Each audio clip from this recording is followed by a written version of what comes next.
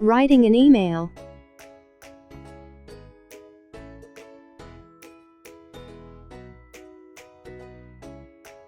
A letter which is sent by post needs to have an envelope with the address of the receiver, addressee, on it.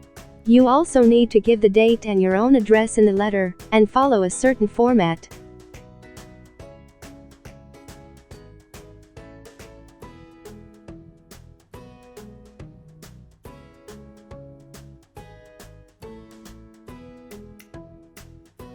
Now we shall deal with a modern form of communication, email.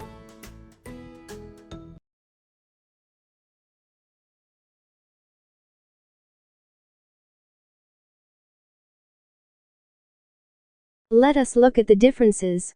You do not need an envelope. You type a mail address such as sarah_khan@gmail.com. The address should be typed in the space marked to.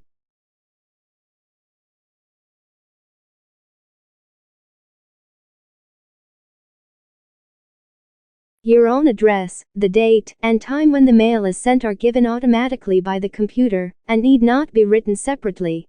What your email is about should be written in the space marked subject.